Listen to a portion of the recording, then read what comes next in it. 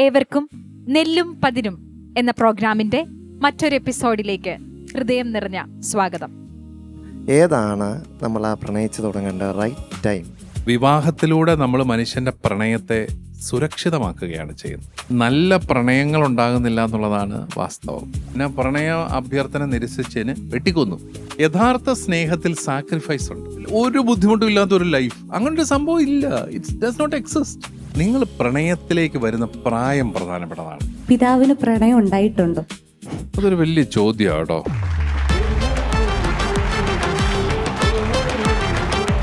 Classical romantic സങ്കല്പങ്ങളിൽ നിന്നും പ്രണയം എന്ന വാക്കിന് അൾട്രാ മോഡേൺ ആയിട്ടുള്ള അർത്ഥതലങ്ങൾ ലഭിച്ചിരിക്കുന്ന ഒരു കാലഘട്ടത്തിലാണ് നാം ഇന്ന് ആയിരിക്കുന്നത്.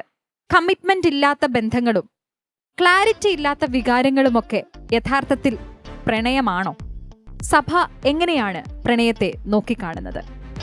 ഫാക്ട് ചെക്കിങ്ങിലൂടെ നമ്മൾ ഇന്ന് കടത്തിവിടുന്ന വിഷയം പ്രണയം. ഇന്നത്തെ നമ്മളുടെ യുവജനങ്ങളുടെ സംശയങ്ങൾക്ക് മറുപടി നൽകുവാൻ നമ്മോടൊപ്പം ആയിരിക്കുന്നത് യുവജനങ്ങളുടെ പ്രതീക്ഷകളും ആശങ്കകളും എല്ലാം മനസ്സിലാക്കുന്ന ഇന്നത്തെ കാലഘട്ടത്തിന്റെ തന്നെ പിതാവായ അഭിവന്യ മാർ തോമസ് തറയിൽ പിതാവാണ്. പിതാവിനെ ഈ എപ്പിസോഡിലേക്ക് ഏറെ സ്നേഹത്തോടെ സ്വാഗതം ചെയ്യുന്നു.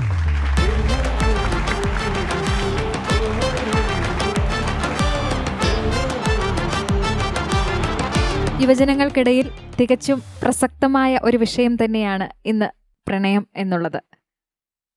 ഈ ഒരു വിഷയത്തിൽ ഏറെ കൺഫ്യൂഷൻസും ഒരു ക്ലാരിറ്റി കുറവുമൊക്കെ ഉള്ള ഒരു തലമുറയാണ് നമുക്കിന്ന് കാണാൻ സാധിക്കുന്നത്. ആദ്യമായി ആരാണ് ചോദ്യം ചോദിക്കുന്നത്? ആസ്റ്റിനാണ് പ്രണയത്തെക്കുറിച്ച് ആദ്യത്തെ ചോദ്യം. അതായത് ഈ പ്രണയബന്ധങ്ങളെ സഭ അനുകൂലിക്കുന്നുണ്ടോ? ഇപ്പൊ നിലവിൽ സഭയുടെ പ്രണയബന്ധങ്ങളോടുള്ള ഒരു സമീപനം എന്താണ്? അറിഞ്ഞിട്ട് എന്നെ എടുക്കാൻ ആസ്റ്റിനെ? അതിലൊരു കാരണമുണ്ട് പിതാവേ. ആസ്റ്റിന്റെ കല്യാണമാണ് അടുത്ത മാസം. കല്യാണമാണല്ലേ? കല്യാണം കഴിഞ്ഞിട്ടാണോ ആസ്റ്റിൻ പ്രണയിക്കാൻ പോകുന്നത്, അതോ കല്യാണത്തിന് മുമ്പ് തുടങ്ങിയോ? കല്യാണം കഴിഞ്ഞ് കുറച്ച് നന്നായിട്ട് പ്രണയിക്കാം. അതിന് മുമ്പ് ഉണ്ടോ? ഉണ്ട്. Very good. ഈ പ്രണയം എന്ന് പറയുന്നത് ഒരു മനുഷ്യന്റെ സഹജമായ ഒരു കാര്യമാണ്. അതിനെ വിലക്കാനായിട്ട് സഭയ്ക്കോ സമൂഹത്തിനോ പറ്റുമെന്ന് എനിക്ക് തോന്നുന്നില്ല. മനുഷ്യന് വളർന്നു വരുമ്പോൾ അവൻ്റെ വൈകാരികമായ ജീവിതത്തിൽ ചില വ്യക്തികളോട് ഇഷ്ടം തോന്നുന്നു, ഒരുമിച്ച് ജീവിക്കണമെന്ന് ആഗ്രഹം തോന്നുന്നു. ഇതെല്ലാം നല്ല കാര്യങ്ങളൊക്കെ തന്നെയാണ്. അതിനെക്കുറിച്ചൊന്നും സഭയ്ക്ക് പ്രത്യേകിച്ച് അഭിപ്രായങ്ങളില്ല എന്നുള്ളതാണ് വാസ്തവം. കാരണം നമ്മുടെ സംസ്കാരത്തിൽ ആണ് വിവാഹം എന്ന ആ ഒരു മറ്റു മതങ്ങളിലാണ് സാമൂഹിക ആചാരത്തിനും നമ്മളെ സംബന്ധിച്ചിടത്തോളം വിവാഹം എന്ന കൂദാശയ്ക്കും അതീവ പ്രാധാന്യം നമ്മൾ കൊടുത്ത് വിവാഹത്തിലൂടെ നമ്മൾ മനുഷ്യൻ്റെ പ്രണയത്തെ സുരക്ഷിതമാക്കുകയാണ് ചെയ്യുന്നത്. അപ്പോൾ എന്തിനാണ് കല്യാണം കഴിക്കുന്നതെന്ന് ചോദിച്ചു കഴിഞ്ഞാൽ, വിവാഹത്തിലൂടെ നിങ്ങളുടെ ബന്ധത്തെ പ്രൊട്ടക്റ്റ് ചെയ്യുകയാണ്. നിങ്ങൾ രണ്ടുപേരും തമ്മിലുള്ള ഒരു ബന്ധത്തെ സീൽ ചെയ്ത് നിങ്ങൾ കൂടുതൽ ഈ സ്നേഹത്തിൽ വളർന്ന് മുന്നോട്ട് പോകാനായിട്ട് വിവാഹം നമുക്കൊരു വലിയ സുരക്ഷിതത്വമായിട്ട് മാറുകയാണ്. ഇപ്പോൾ കല്യാണം കഴിച്ച് കഴിഞ്ഞിട്ടാണെങ്കിലും നമുക്ക് വേറൊരു പുരുഷനോടോ ഒരു സ്ത്രീയോടോ ഒരു പ്രണയമോ പ്രേമമോ എന്തെങ്കിലും തോന്നി, പക്ഷേ നിങ്ങളുടെ ഭാഷയിൽ എന്നതായിരിക്കും ഒരു ക്രഷ് തോന്നി. എന്നോട് ആദ്യം ഇതൊക്കെ പറഞ്ഞപ്പോൾ എനിക്ക് ആപ്പാടെ കൺഫ്യൂസ്ഡ് ആയിരുന്നു. ആ പിള്ളേർ പറഞ്ഞപ്പോഴേ അത് തോന്നിയ പാടെ നമ്മൾ ആ വ്യക്തിയുടെ കൂടെ ജീവിക്കാൻ പോകാത്ത എന്തുകൊണ്ടാണ്? അയ്യോ, ഞാൻ വിവാഹിതയാണ്, എനിക്കൊരു കുടുംബം ഉണ്ടെന്നുള്ളൊരു ചിന്തയാണ്. ശരിക്കും പറഞ്ഞാൽ marriage is A protection, protecting your love. സ്നേഹം പ്രൊട്ടക്റ്റ് ചെയ്യുന്നതാണ് വിവാഹം. സഭയ്ക്ക് കാഴ്ചപ്പാടുകളുള്ളത് വിവാഹം എന്ന കൂദാശയെക്കുറിച്ചാണ്.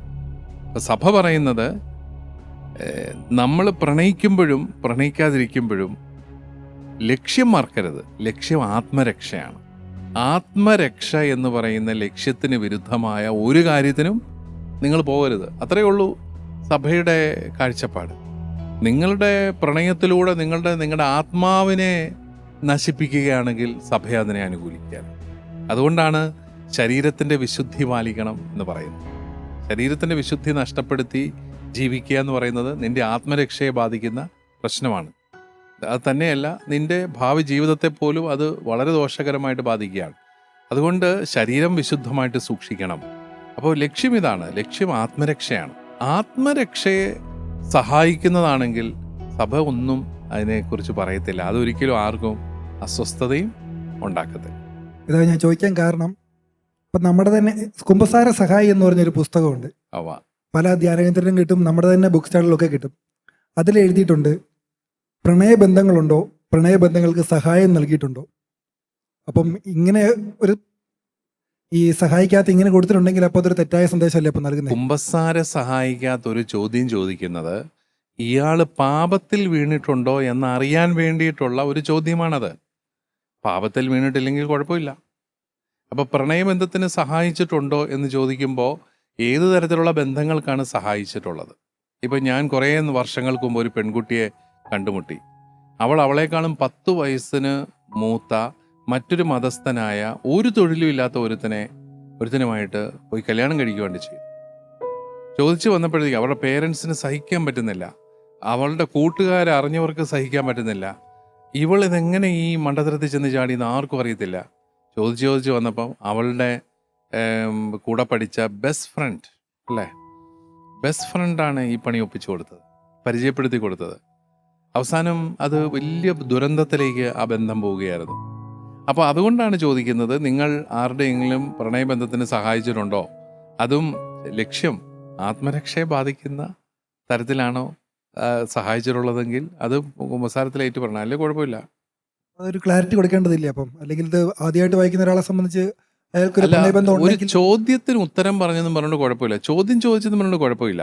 പക്ഷേ കുമ്പസാരക്കാരൻ പറയുകയാണ് ആ പ്രണയമേ പാപമാണെന്ന് പറയുകയാണെങ്കിൽ ചിലപ്പോൾ അത് അത്ര ശരിയാകണമെന്ന് നിർബന്ധം. ആസ്റ്റിന് ക്ലാരിറ്റി കിട്ടിയെന്ന് വിശ്വസിക്കുന്നു. അടുത്തത് എനിക്ക് തോന്നുന്നു ജിത്യ ഒരു ചോദ്യവുമായി റെഡി ആയിരിക്കുകയാണ് ചോദിക്കാൻ വേണ്ടി. ജിത്യ, ചോദിച്ചോളൂ. പിതാവേ, ഇന്നത്തെ കാലഘട്ടത്തിൽ പ്രണയങ്ങൾ പെട്ടെന്ന് തന്നെ ഉണ്ടാവുകയും അതുപോലെ അതിലും പെട്ടെന്ന് അത് നിന്നു പോവുകയും ചെയ്യുന്ന ഒരു സാഹചര്യമാണിപ്പോൾ. അപ്പോൾ അങ്ങനെ ഉണ്ടാവുമ്പോൾ ഒരുപാട് യുവജനങ്ങൾ ഹൃദയ തകർച്ചകളിലേക്കും അല്ലെങ്കിൽ ഡിപ്രഷൻ അങ്ങനത്തെ ചില അവസ്ഥകളിലേക്ക് എത്തിച്ചേർന്നുകൊണ്ടിരിക്കുകയാണ്. അപ്പോൾ ഇതിന് ഒരു പരിഹാരമായിട്ട് നമ്മുടെ സഭയ്ക്ക് യുവജനങ്ങൾക്ക് വേണ്ടി എന്ത് ചെയ്തു കൊടുക്കാൻ സാധിക്കും, അല്ലെങ്കിൽ അവർക്ക് ഒരു സഭയ്ക്ക് എന്ത് ഇടപെടലുകൾ നൽകാൻ സാധിക്കും ഇങ്ങനെയുള്ള യുവജനങ്ങൾക്ക്? അയ്യോ, സഭയാണെങ്കിൽ നിങ്ങളെ കുർബാന കൈക്കൊള്ളപ്പാടിന് ഒരുക്കിയപ്പം മുതൽ ഇതെല്ലാം പറഞ്ഞു പഠിപ്പിക്കുന്നുണ്ട്. മണ്ടത്തരത്തിലൊന്നും ചെന്ന് ചാടരുത്. എന്നിട്ടും ചാടിക്കഴിഞ്ഞാൽ നമ്മൾ എന്നാ എടുക്കും? ഈയാമ്പാറ്റകൾ ഈ തീ കണ്ടിട്ട് അങ്ങ് ചെല്ലുകയല്ലേ, എന്നിട്ട് സ്വയം അങ്ങ് ഇല്ലാതാകുന്നത് പോലെയാണ് പലപ്പോഴും. നല്ല പ്രണയങ്ങൾ ഉണ്ടാകുന്നില്ല എന്നുള്ളതാണ് വാസ്തവം. അതാണ് ഏറ്റവും പ്രധാനപ്പെട്ട ഒരു കാര്യം. നല്ല പ്രണയങ്ങൾ ഉണ്ടാകുന്നില്ല, സീരിയസ് ആയിട്ടുള്ള പ്രണയങ്ങൾ ഉണ്ടാകുന്നില്ല, അതാണ് പ്രശ്നം. അപ്പോൾ ഈ ഒരു പ്രണയം തുടങ്ങി പെട്ടെന്ന് തന്നെ അത് ഇല്ലാതായി എന്നൊക്കെ പറയുമ്പോൾ അതിൻ്റെ അർത്ഥം അത് പ്രണയമായിരുന്നോ? അത് ശരിക്കുമുള്ള സ്നേഹമായിരുന്നോ? ഈ സ്നേഹത്തിൻ്റെ ഒരു പ്രത്യേകത നിങ്ങൾ മനസ്സിലാക്കണം. സ്നേഹവും ഇഷ്ടവും തമ്മിലുള്ളൊരു വ്യത്യാസമുണ്ട്. ഇഷ്ടം എന്ന് പറയുന്ന ഒരു വികാരമാണ്, അല്ലേ? ഇപ്പം ഞാൻ ഒരു വ്യക്തിയുടെ ഫിസിക്കൽ ഫീച്ചേഴ്സ് കണ്ട് ഇഷ്ടപ്പെട്ടു. അപ്പോൾ ഒരു പെൺകുട്ടിയോട് ഒരു ആൺകുട്ടി എന്നും പറയുന്നത് നിൻ്റെ കണ്ണ് നല്ല മനോഹരമാണ്, നിൻ്റെ കാത് മനോഹരമാണ്, നിൻ്റെ മൂക്ക് സൂപ്പറാണ്. അപ്പോൾ ഇവക്ക് തന്നെ കുറച്ചു നാൾ കഴിയുമ്പോൾ തോന്നും, ഷോ എനിക്ക് കൊള്ളാവുന്നത് ഇതൊക്കെ ഉള്ളോ, എൻ്റെ പേഴ്സണാലിറ്റി നല്ലതാണെന്നോ, നീ കഴിവുള്ള പെണ്ണാണെന്നോ, നീ മിടുക്കിയാണെന്നോ ഒന്നും ഇവൻ പറയുന്നില്ല. ഇവനിങ്ങനെ സർവ്വനേരവും അവളുടെ ശരീരത്തെക്കുറിച്ച് കവിത എഴുതിക്കൊണ്ട് നടക്കുകയാണ്. അത് ശരിക്കും പറഞ്ഞാൽ അവളെ ഡീവാല്യൂ ചെയ്യുന്നതിന് തുല്യമാണ്, അല്ലേ? അതല്ലല്ലോ, we are more than our body. അപ്പം ശരീരം കണ്ട് ഇഷ്ടപ്പെട്ടു, അത് ഇഷ്ടമാണ്. അത് കുറേ നേരം കണ്ടു കഴിയുമ്പോൾ ആ ഇഷ്ടമല്ല. ഇഷ്ടങ്ങളുടെ പ്രത്യേകത എന്താണ്? ഇഷ്ടങ്ങളെല്ലാം പെട്ടെന്ന് വരികയും പോവുകയും ചെയ്യും. ഇപ്പം നിങ്ങൾക്ക് ജിലേബി തിന്നാൻ ഇഷ്ടം. ഇപ്പം ജിലേബി ഉണ്ടോ? ആ, നിങ്ങൾക്ക് ജിലേബി തിന്നാൻ ഇഷ്ടമാണ്, ലഡു തിന്നാൻ ഇഷ്ടമാണ്. അപ്പം നിങ്ങൾക്ക് ഇഷ്ടമാണെന്ന് അറിഞ്ഞുകൊണ്ട് ഒരു കൂട്ടുകാരി വന്ന് 1 കിലോ ജിലേബി നിങ്ങൾക്ക് മേടിച്ചു വന്നു, തിന്നടി എന്ന് പറഞ്ഞു. നിങ്ങളൊരു 5-6 തിന്നു കഴിയുമ്പോൾ പറഞ്ഞു, എന്നാ പറയും? മടുത്തു. ചൊരുക്കി, മടുത്തു എന്ന് പറയും. ഈ ഇഷ്ടങ്ങളുടെ പ്രത്യേകതയല്ല, ഇഷ്ടങ്ങളെല്ലാം മടുക്കും. സ്നേഹം എന്ന് പറയുന്നതിൻ്റെ വ്യത്യാസം എന്നാ പറയുക? അതൊരു തീരുമാനമാണ്, ഒരു ഡിസിഷനാണ്. നമ്മുടെ അമ്മ നമ്മളെ സ്നേഹിക്കുന്നത് നമ്മളെല്ലാം അമ്മ പറയുന്ന പോലെ കേട്ടിട്ടാണോ? അല്ല, അതൊരു തീരുമാനമാണ്. ഇതെൻ്റെ മകനാണ്, ആയിപ്പോയി, ഇവനെൻ്റെ മകനാണ്, നീ എന്നോ കുഴപ്പം കാണിച്ചാലും നിന്നെ ഞാൻ സ്നേഹിക്കും. അത് സ്നേഹം തീരുമാനമാണ്. അതുപോലെ സ്നേഹത്തിൽ ഒരു സാക്രിഫൈസ് ഉണ്ട്. ഇപ്പോൾ ഞാനൊരു പെൺകുട്ടിയെ പ്രണയിച്ചു, അവളുടെ പേരൻസിന് ഇത് ഒരു കാരണവശാലും ഉൾക്കൊള്ളാൻ പറ്റുന്നില്ല. ഇവൾക്കാണെങ്കിൽ ഇവളുടെ പേരൻസിനോട് ഭയങ്കര അടുപ്പവുമാണ്. കാരണം ബേസിക്കലി നമ്മളുടെ എല്ലാ സുരക്ഷിതത്വം നമ്മുടെ പേരൻസാണ്. ഇന്നലെ പരിചയപ്പെട്ട ഈ പയ്യനൊന്നുമല്ല, പേരൻസ് തന്നെയാണ്. അപ്പോൾ എനിക്ക് മനസ്സിലാവുകയാണ്, ഞാൻ ഇവളെ കല്യാണം കഴിച്ച് ചിലപ്പോൾ ഇവളെൻ്റെ കൂടെ വരുമായിരിക്കും, പക്ഷേ എന്നാലും ഇവളുടെ ബേസിക് സെക്യൂരിറ്റി നഷ്ടപ്പെട്ടു പോകും. അത് പകരം വയ്ക്കാൻ എന്നെ കൊണ്ട് പറ്റത്തില്ല. ചിലപ്പോൾ എനിക്ക് അവളോട് ജെനുവിൻ സ്നേഹമുണ്ട്, ഞാൻ അതിൽ നിന്ന് പിന്മാറും. വേണ്ടടി, അത് ശരിയാകത്തില്ല, നീ പേരൻസ് സാക്രിഫൈസ് ആണത്, ബലിയാണത്. യഥാർത്ഥ സ്നേഹത്തിൽ സാക്രിഫൈസ് ഉണ്ട്. അതല്ലാതാകുമ്പോഴാണ് നമ്മൾ ഈ പത്രത്തിൽ കഴിഞ്ഞ വർഷമൊക്കെ കണ്ട പോലെ എന്നാ പ്രണയ അഭ്യർത്ഥന നിരസിച്ചതിന് വെട്ടിക്കൊന്നു, അല്ലെങ്കിൽ അല്ലേ ആസിഡ് ഒഴിച്ചു. അത് എനിക്ക് നീ ഒന്നും കൺസേൺ അല്ല, ഐ നീഡ് യു, അപ്പോൾ എനിക്ക് നീ എൻ്റെ കൂടെ വന്നോണം, അല്ലെങ്കിൽ നിന്നെ തട്ടിക്കളയുക. അത് സ്നേഹമല്ല, അത് പൊസസീവ്നെസ് ആണ്. അപ്പോൾ നമുക്ക് നമ്മുടെ യുവജനങ്ങൾക്ക് ഒരു ഡിസേൺമെൻറ്റ് സാധ്യമാകണം. പൊസസീവ്നെസ് എന്ന് പറഞ്ഞാൽ എന്താണ്? എല്ലാ ദിവസവും എന്നെ കാത്ത് ഒരുത്തം നിൽക്കുന്ന വഴി. ആദ്യം ഞാൻ അവനെ മൈൻഡ് ചെയ്തില്ല, 2 പ്രാവശ്യം കഴിഞ്ഞപ്പോൾ ഞാൻ അവനെ ചീത്ത പറയാൻ തുടങ്ങി, 3 പ്രാവശ്യം കഴിഞ്ഞപ്പം അവനെക്കുറിച്ച് കംപ്ലൈൻറ്റ് പറഞ്ഞു, പിന്നെ 4 പ്രാവശ്യം കൂടെ കഴിഞ്ഞപ്പോഴത്തേക്കും പിന്നെ ഞാൻ അവനെയും കാത്തിരിക്കാൻ തുടങ്ങി. അത് പൊസസീവ്നെസ്സിന് നമ്മൾ പെട്ടുപോവുകയാണ്. അപ്പോൾ പൊസസീവ്നെസ് ആണോ, ഇഷ്ടമാണോ, സ്നേഹമാണോ, ഇതെല്ലാം ഡിസേൺ ചെയ്യാൻ സാധിക്കുക എന്നുള്ളതാണ് പ്രണയത്തിൻ്റെ ഒരു പ്രധാനപ്പെട്ട കാര്യം. അപ്പം നിങ്ങൾ പറയും ഇതൊക്കെ ഡിസൈൻ ചെയ്യാനുള്ള നേരത്ത് അതിനു മുമ്പ് പ്രണയമായിപ്പോയി. അത് ശരിക്കും പ്രണയമായിരുന്നോ എന്നുള്ളതാണ് ചോദ്യം. അത് ശരിക്കും നല്ല പ്രണയങ്ങൾ ഉണ്ടാവണം. പിതാവിനോട് എനിക്ക് തമാശകരമായിട്ടൊരു കാര്യം ചോദിച്ചാൽ കൊള്ളാമെന്നുണ്ട്. പിതാവിന് പ്രണയം ഉണ്ടായിട്ടുണ്ടോ? അതൊരു വലിയ ചോദ്യമാണ് കേട്ടോ. ഞങ്ങളുടെയൊക്കെ കാലത്ത് പ്രണയിക്കുക എന്ന് പറഞ്ഞാൽ എൻ്റെ മോളെ വലിയ പാടായിരുന്നു. ഒന്നാമത് ഈ പെൺപിള്ളേർ ആൺപിള്ളേർ എന്നൊക്കെ പറഞ്ഞു കഴിഞ്ഞാൽ ഈ നിങ്ങളെപ്പോലെ ഇങ്ങി വാടാ എന്നൊന്ന് പറഞ്ഞ് ആൺപിള്ളേരുടെ അടുത്തൊന്നും പോകാനൊന്നും പറ്റത്തൊന്നുമില്ല. ഇപ്പോൾ എന്നതാ ഇത് അല്ലേ, ഇപ്പോൾ ഞങ്ങൾ ആൺപിള്ളേരാണ് കുറച്ചും കൂടെ പതുങ്ങി നടക്കുന്നത്. പെൺപിള്ളേർ ഇങ്ങി വന്നടാ, നിന്നെ കണ്ട് ഒത്തിരി കാലം ആയല്ലോ എന്നൊക്കെ ചോദിക്കുമ്പോൾ അവൻ്റെ ഒരു പരിമലി ഞാൻ നോക്കി നിന്നിട്ടുണ്ട്. ആൺപിള്ളേരാണ്, പണ്ട് അങ്ങനെയല്ല, ആൺപിള്ളേർ ഇങ്ങനെ ഓടി നടക്കും, പെൺപിള്ളേരെല്ലാം നാണം കുടുങ്ങികളായിട്ടൊക്കെ നടക്കുന്ന പ്രായത്തിലാണ് ഞങ്ങളൊക്കെ പഠിച്ചു വന്നത്. അന്ന് പ്രണയിക്കുക എന്നൊക്കെ പറഞ്ഞു കഴിഞ്ഞാൽ വീട്ടിൽ കയറാൻ പറ്റത്തില്ല തിരിച്ച്. അപ്പോൾ അതുകൊണ്ട് പ്രണയം നടന്നോ എന്നുള്ള കാര്യത്തിൽ എനിക്ക് ഇപ്പോഴും ഒരു കൺഫ്യൂഷനുണ്ട് കേട്ടോ. ആരാണ്ടോടൊക്കെ ഇഷ്ടം ഉണ്ടായിരുന്നോ എന്ന് ചോദിച്ചു കഴിഞ്ഞാൽ ഇല്ലെന്ന് പറയാനും നമുക്ക് അങ്ങോട്ട് പറ്റത്തില്ല കേട്ടോ. കാണുമായിരിക്കും അല്ലേ?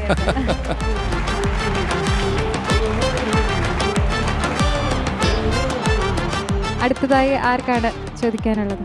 മെറീന. പിതാവേ, നമുക്കറിയാം ഈശോ കുരിശിൽ മരിച്ചത് നമ്മുടെ ലോകത്തിന്റെ മുഴുവൻ പാപങ്ങൾക്ക് പരിഹാരമായിട്ടാണ്. അപ്പൊ ഈശോ പഠിപ്പിച്ചത് ഈശോ പഠിപ്പിച്ചത് എല്ലാരെയും സ്നേഹിക്കാനാണല്ലോ. അപ്പം നമ്മൾ അന്യമതസ്ഥരെ പ്രണയിക്കുന്നതിൽ തെറ്റുണ്ടോ? അല്ലെങ്കിൽ പ്രണയത്തെയും മതത്തെയും സഭ എങ്ങനെ നോക്കിക്കാണുന്നു? മോനെ, പ്രിൻസിപ്പിള് ആദ്യം ഞാൻ പറഞ്ഞു, എന്നതാ ലക്ഷ്യം? ആത്മരക്ഷ. നിന്റെ ആത്മരക്ഷയെ ബാധിക്കുന്നത് ഒന്നും ചെയ്യാൻ പാടില്ല. അത് പ്രണയമാണെങ്കിലും കൊള്ളാം, വിവാഹമാണെങ്കിലും കൊള്ളാം, ബിസിനസ് ആണെങ്കിലും കൊള്ളാം, ജോലിയാണെങ്കിലും കൊള്ളാം, എന്താണെങ്കിലും നിനക്ക് കോടിക്കണക്കിന് രൂപ വില വരുന്ന വജ്രാഭരണങ്ങൾ തന്നെ നൽകാൻ പോകുന്ന ഒരാൾ, പക്ഷെ അത് ആത്മരക്ഷയെ ഹനിക്കൂ? That's a question, that's a principle. ആത്മരക്ഷയെ ബാധിക്കുന്ന ബന്ധങ്ങൾക്ക് പോകരുത്, അത്രയേ ഉള്ളൂ. നീയും അന്യമതസ്ഥയോ പ്രണയിക്കുവാണ്, അവന് നിന്നോട് ജെന്യുവിൻ പ്രണയമുണ്ട്, പക്ഷേ ഞാൻ ഒരു വിവാഹത്തിലേക്ക് കടന്നാൽ എൻ്റെ വിശ്വാസം, എൻ്റെ ദൈവം, ഇതെല്ലാം എനിക്ക് നഷ്ടപ്പെടുകയാണ്, എൻ്റെ ആത്മരക്ഷ അപകടത്തിലാവുകയാണ്. നമ്മളുടെ ഒരു പ്രത്യേകതയുണ്ട്, നമ്മൾ മാമോദീസ വെള്ളം വീണ പാർട്ടികളാണ്. നമ്മളെ കർത്താവ് സ്വന്തമാക്കിയതാണ്, സ്വന്തം രക്തം വിലയായി നൽകി. അങ്ങനെ ഇങ്ങനെയൊന്നും അത് ഇട്ടേച്ചു പോകാൻ ശരിയാകത്തില്ല. അപ്പോൾ ആത്മരക്ഷയെ അപകടത്തിലാക്കുന്ന ബന്ധങ്ങൾ പാടില്ല, വേറെ കുഴപ്പമൊന്നുമില്ല. അതിനോട് ചേർത്ത് നമ്മൾ ഇൻഡിപെൻഡൻ്റ് ആയിട്ട് നമ്മുടെ റിലീജിയസ് പ്രാക്ടീസ് നമ്മൾ തുടരുകയാണെങ്കിൽ ഈ ഒരു ആത്മരക്ഷ ഇത് ഹനിക്കുമോ? അപ്പോൾ നമ്മുടെ ചോദ്യം, നമ്മളൊരു കുടുംബജീവിതം നയിക്കുന്നു, നമ്മുടെ കുഞ്ഞുങ്ങൾക്ക് ഈ ആത്മരക്ഷ നിഷേധിക്കപ്പെടുമോ? ഉറപ്പ് പറയാൻ പറ്റുമോ നിങ്ങൾക്ക്? ഇതെല്ലാം വലിയ സംഘർഷങ്ങളിലേക്ക് പോവുകയാണ്. നിങ്ങൾ ഈ പ്രായത്തിൽ കല്യാണം കഴിക്കാത്തത് കൊണ്ട് നിങ്ങൾ പറയും ഇതൊക്കെ സാധിക്കുമെന്ന് പറയും. പക്ഷേ ഈ കല്യാണം കഴിച്ച പാർട്ടികളെ ഞങ്ങൾ ഒത്തിരി കണ്ടിട്ടുണ്ട്. അവർ സഹിക്കുന്ന സഹനങ്ങൾ ഞങ്ങൾ കണ്ടിട്ടുണ്ട്. അവസാനം അവർ കടന്നു പോകുന്ന സ്ട്രഗിളുകൾ കണ്ടിട്ടുണ്ട്. അപ്പോൾ അവിടെയും ഞാൻ എൻ്റെ കർത്താവിനെ അറിഞ്ഞു കഴിഞ്ഞാൽ ആ കർത്താവിനെ ലോകത്തിൻ്റെ അതിർത്തികൾ വരെ പ്രഘോഷിക്കാനായിട്ട് എനിക്ക് കടപ്പാടുണ്ട്. ശരിയാണോ അല്ലയോ? നിങ്ങൾ ലോകമങ്ങ് പോയി സുവിശേഷം പ്രസംഗിക്കുക എന്ന് പറയുന്നത് ഓപ്ഷൻ അല്ലായിരുന്നു. It was a commandment. It was not an option, it was a commandment. ഇത് കർത്താവിൻ്റെ കൽപ്പനയാണ്. അപ്പോൾ അങ്ങനെ വരുമ്പോൾ ഞാൻ ഒരാളെ വിവാഹം കഴിക്കുന്ന ആ വ്യക്തിയോട് എനിക്ക് സുവിശേഷം പറയണം. എനിക്ക് പിള്ളേരുണ്ടാകുന്ന ആ വ്യക്തികളെ എനിക്ക് സുവിശേഷത്തിൻ്റെ ചൈതന്യത്തിൽ വളർത്തണം. ഇതിന് പറ്റാത്ത സാഹചര്യമാണെങ്കിൽ ഞാൻ പോവില്ല. എനിക്ക് കാര്യമൊക്കെ ഇഷ്ടമൊക്കെയാണ്, പക്ഷെ ഞാൻ വിവാഹത്തിന് ഞാൻ റെഡിയല്ല. അപ്പോൾ അതാണ് നിങ്ങൾക്ക് എപ്പോഴും സൂക്ഷിക്കാവുന്ന ഒരു പ്രിൻസിപ്പിളാണ്. എൻ്റെ ആത്മരക്ഷയും ഞാൻ രൂപീകരിക്കാൻ പോകുന്ന കുടുംബത്തിൻ്റെ ആത്മരക്ഷയും അപകടത്തിലാകുമെങ്കിൽ ഞാൻ ആ ബന്ധത്തിന് പോകരുത്. എനിക്ക് തോന്നുന്നു ക്ലാരിറ്റിയോടെയാണ് നമുക്കിതിനുള്ള ഉത്തരം ലഭിച്ചത്. അമലയ്ക്കാണ് ഈ വിഷയത്തിൽ അടുത്ത ചോദ്യം ഉന്നയിക്കാനുള്ളതെന്ന് തോന്നുന്നു. പിതാവേ, ഇപ്പം നമ്മുടെ യുവജനങ്ങളാണെങ്കിൽ ഈ പ്രണയബന്ധത്തിലേക്ക് ഏർപ്പെടുന്നത് ഒരുപാട് സ്നേഹത്തോടെയും ഒത്തിരി ക്യൂരിയോസിറ്റിയോടെയും എക്സൈറ്റ്മെൻറ്റിനോടും ഒക്കെ ആയിരിക്കും.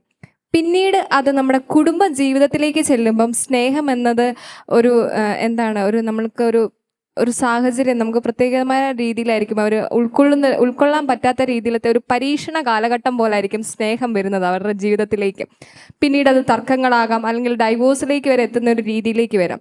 ഇപ്പം നമ്മുടെ ക്ഷമയും സഹനവും ഒക്കെ ഉൾക്കൊള്ളുന്നതാണ് യഥാർത്ഥ സ്നേഹമെന്ന് നമുക്കൊന്ന് പറഞ്ഞുകൊണ്ട് എന്തെങ്കിലും ഒരു മാർഗം നിർദ്ദേശം അല്ലെങ്കിൽ എന്തെങ്കിലും ഒരു രീതിയിൽ പറയാൻ പറ്റുമോ? നമ്മുടെ കാറ്റഗിസത്തിലും എല്ലാം ഇതുണ്ട്.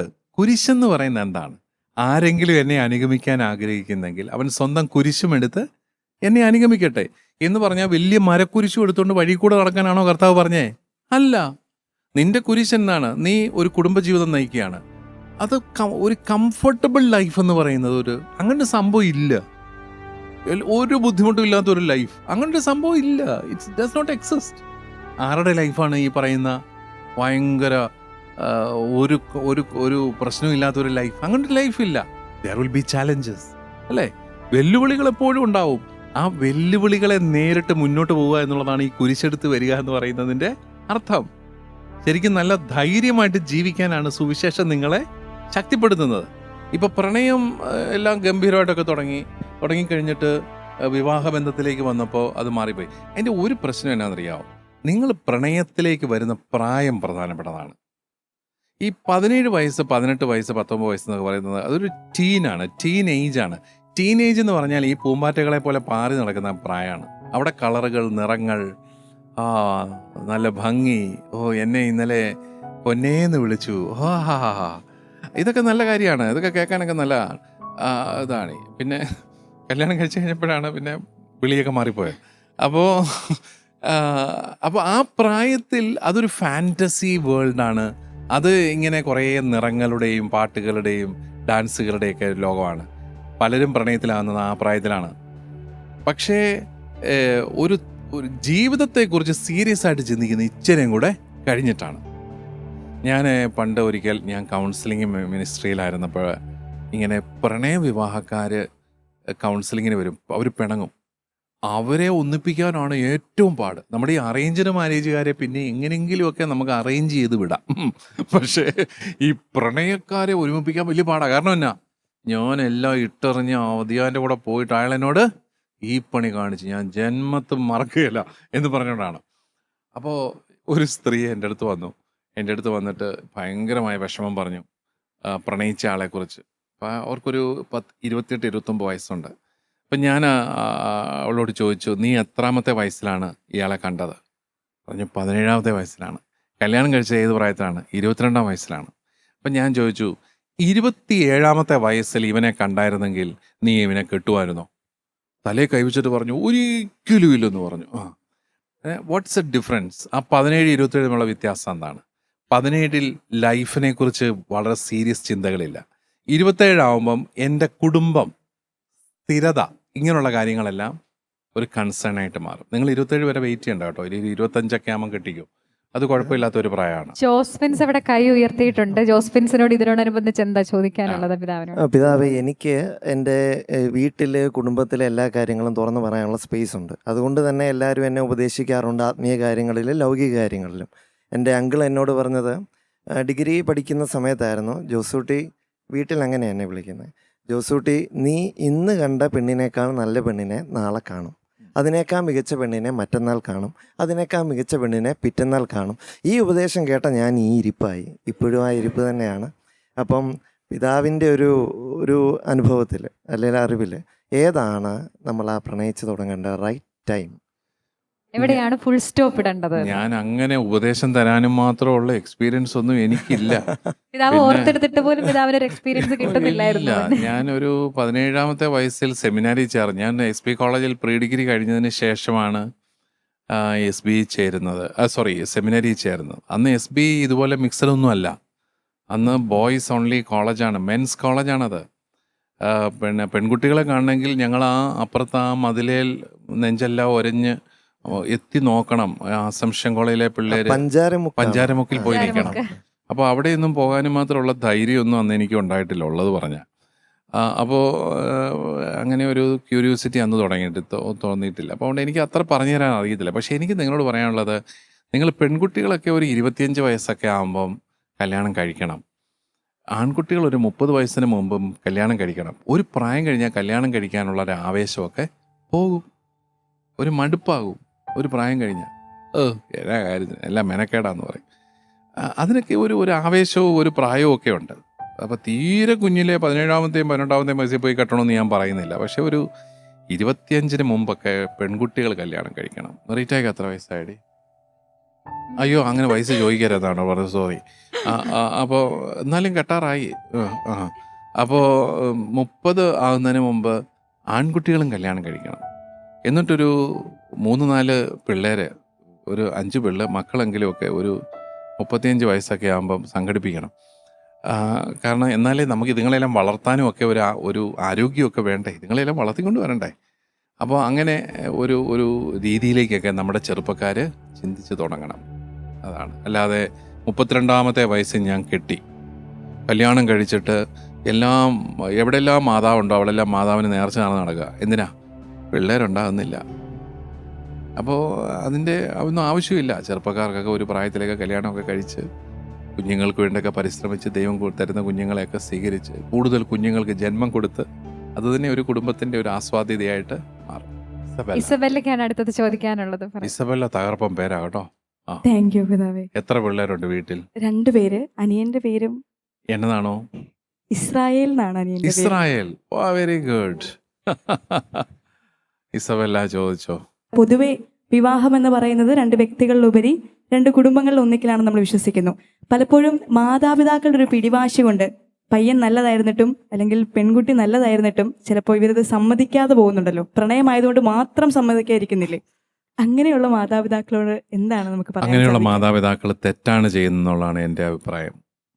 ആത്മരക്ഷയെ ഹനിക്കാത്ത ഒരു പ്രണയബന്ധത്തിൽ മകനോ മകളോ ഏർപ്പെട്ടിട്ടുണ്ടെങ്കിൽ അവരെ പ്രോത്സാഹിപ്പിക്കണം. അത് തന്നെയാണ് എനിക്ക് പറയാനുള്ളത്. ആത്മരക്ഷയെ കളയൽ. അതിനകത്ത് ആ വിശ്വാസം എല്ലാം പ്രധാനപ്പെട്ടതാണ്. വിശ്വാസം പ്രധാനപ്പെട്ടതാണ്, മൂല്യങ്ങൾ പ്രധാനപ്പെട്ടതാണ്. എനിക്കറിയാം ഇങ്ങനത്തെ സംഭവങ്ങൾ. ചില മാതാപിതാക്കൾ മക്കളോട് പിണങ്ങിയിരിക്കുന്നുണ്ട്, വർഷങ്ങളായിട്ട് പിണങ്ങിയിരിക്കുന്നുണ്ട്. അത് ചെയ്യാൻ പാടില്ലാത്തതാണ്. അവർ വലിയ തെറ്റൊന്നും ചെയ്തില്ല. അവരെ ഈശോ മിശിഹായെ ഏകരക്ഷകനായി അംഗീകരിക്കുന്ന, സഭയിൽ അംഗമായിരിക്കുന്ന ഒരു മകനെയോ മകളെയോ പ്രണയിച്ചു, അവർ കല്യാണം കഴിച്ചു. അവരെ നമ്മൾ സപ്പോർട്ട് ചെയ്യണം എല്ലാ തരത്തിലും. ജോസ്വിൻസ് ചോദിക്കോളൂ. ജോസ്വിൻസ് കല്യാണം കഴിക്കണം കേട്ടോ. ഉടനെ നമുക്ക് ഈ വർഷം തന്നെ നടത്തണം. താല്പര്യമുണ്ട്. Ready to mingle. അതെ, ജോസ്വിൻസിന്റെ ഒരു പരസ്യമാകട്ടെ ഇത്. I am single but ready to mingle. Ready to mingle. Ready to mingle. Okay, good. യുവജനങ്ങൾക്കിടയിൽ വരുന്ന ഒരു ടാഗ് ലൈൻ ആണ് single but ready to mingle. പിതാവേ, പണ്ടത്തെ ചങ്ങമ്പുഴയുടെ ഒരു കവിതയിലെ നമ്മുടെ ആടിനെ മേയ്ക്കാൻ, ചങ്ങമ്പുഴയുടെ കാലത്താണ് ജീവിതം. കേക്കട്ടെ, ചോദ്യം ഇൻട്രസ്റ്റിംഗ് ആയില്ലേ?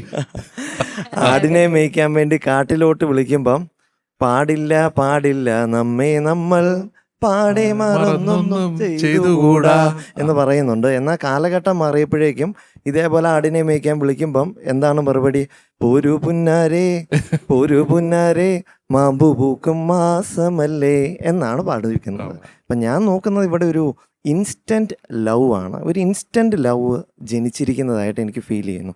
വളരെ പെട്ടെന്നുണ്ടായി വളരെ പെട്ടെന്ന് അവസാനിക്കുന്ന പ്രണയബന്ധങ്ങളാണ് ഞാനിവിടെ ഉദ്ദേശിച്ചിട്ടുള്ളത്. അതായത് വ്യക്തിപരമായ താല്പര്യങ്ങൾക്ക് ഇമ്പോർട്ടൻസ് കൊടുത്ത്, അതായത് സ്വന്തം സ്വാതന്ത്ര്യത്തിനും ഇഷ്ടത്തിനും താല്പര്യം കൊടുത്ത്, ഈ കുടുംബത്തിൻ്റെ അംഗീകാരമില്ലാതെ സമൂഹത്തോട് ചേർക്കാതെയുള്ള പല പ്രണയബന്ധങ്ങളും ഇന്നുണ്ടാകുന്നുണ്ട്.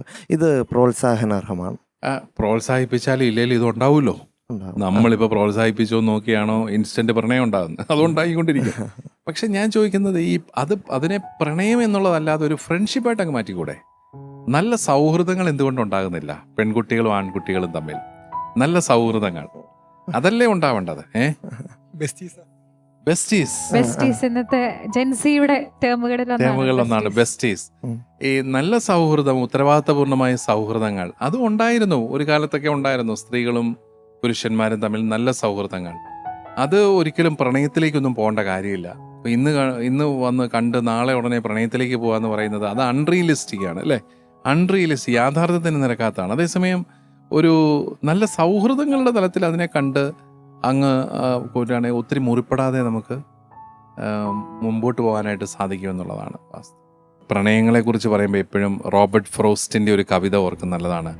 Good fences make good neighbours, you should decide where the fences are first, അല്ലേ? നല്ല വേലിക്കെട്ടുകൾ നല്ല അയൽക്കാരെ സൃഷ്ടിക്കുന്നു. ഇപ്പോൾ വേലിക്കെട്ടുകൾ ഇല്ലെങ്കിലുള്ള കുഴപ്പമില്ല, ഇതിങ്ങനെ കയറി ഇറങ്ങി കിടക്കും. ഈ നമ്മുടെ നാട്ടിലിങ്ങനെ അതിരുകല്ലുകൾ ഓടി നടക്കുന്ന പോലെ ഇടയ്ക്കിടയ്ക്ക് അതിരുകൾ ഇങ്ങനെ കയറി ഇറങ്ങി കിടക്കും. പക്ഷേ good fences make good neighbours. ഇവിടെ നമ്മുടെ ഫെൻസസ് കറക്റ്റ് ആയിരിക്കണം. ഞാനൊരു സൗഹൃദത്തിന് മുമ്പ് എവിടം വരെ പോകാമെന്നുള്ളതിനെക്കുറിച്ച് ഒരു തീരുമാനം ഉണ്ടാകണം. അതുപോലെ എവിടം വരെ ഇയാൾക്ക് എൻ്റെ ജീവിതത്തിലേക്ക് കയറാം എന്നുള്ളതിനെക്കുറിച്ച് ഒരു തീരുമാനം ഉണ്ടായിട്ടേ നമ്മൾ റിലേഷൻഷിപ്പിന് പോകാവുള്ളൂ. ഫെൻസസ് ഇല്ലാതെ വരുമ്പോഴാണ്, ഫെൻസസ് ബ്ലേഡ് ആയി കഴിയുമ്പോൾ റിലേഷൻഷിപ്പും സ്റ്റേബിൾ അല്ലാതെ പോവുകയാണ്. റോബർട്ട് ഫ്രോസ്റ്റിന്റെ കവിത സൂചിപ്പിച്ചിരിക്കുന്നത് പോലെ good fences make good neighbours. നമ്മളുടെ വേലികൾ നമുക്ക് തീരുമാനിക്കാം. നല്ല പ്രണയങ്ങൾ ഉണ്ടാകട്ടെ, നല്ല സൗഹൃദ ബന്ധങ്ങൾ ഉണ്ടാകട്ടെ. ഇന്ന് നമ്മളോടൊപ്പം ഇവിടെയായിരുന്ന അഭിമന്യ പിതാവിന് നെല്ലും പതിരും എന്ന പരിപാടിയുടെ പേരിൽ നന്ദി അർപ്പിച്ചുകൊള്ളുന്നു. നല്ല പ്രണയങ്ങൾ ഉണ്ടാവട്ടെ, ആത്മരക്ഷ അപകടത്തിലാകാതിരിക്കട്ടെ, അല്ലേ? അതാണ് നമ്മുടെ മുദ്രാവാക്യം. ആത്മരക്ഷയെ സഹായിക്കുന്ന നല്ല പ്രണയങ്ങൾ ഉണ്ടാവട്ടെ. ഓക്കെ, താങ്ക് യു കേട്ടോ. Thank you very much. വിവാഹബന്ധം എന്ന് പറയുന്നത് ദൈവഹിതപ്രകാരമാണ്. നിങ്ങൾക്കറിയാം 10% ദമ്പതികൾക്ക് മക്കൾ ഇല്ല. ഇപ്പൊ കല്യാണം കഴിക്കുന്നതിനേക്കാളും പാടാണ് പിള്ളേരുണ്ടാകാൻ. കല്യാണം കഴിക്കാനുള്ള ഒരു പ്രായത്തിൽ കല്യാണം കഴിക്കണം. ഇപ്പൊ വിവാഹം അതൊക്കെ ചുമ്മാ ഒരു തോന്നലാണ്. വിവാഹം അതൊന്നും കാര്യങ്ങളൊന്നും അല്ല. പുരുഷനും കൂടെ കല്യാണം കഴിക്കുന്നു, അവർക്ക് ജന്മത്തിൽ പിള്ളേരുണ്ടാവുമോ? ഇല്ല. ഇപ്പൊ എന്നെ ജീവിതത്തിൽ തോൽപ്പിച്ചത് ആരാന്ന് ചോദിച്ചു കഴിഞ്ഞാൽ ഞാൻ തന്നെയാണ്. പക്ഷെ എന്നിട്ട് മനുഷ്യന് കല്യാണം കഴിക്കാൻ കുറച്ചുകൂടെ ധൈര്യം ഉണ്ടാകും. പുറത്ത് പോള് കല്യാണം കഴിക്കാതിരിക്കണ്ട, കല്യാണം കഴിച്ചു.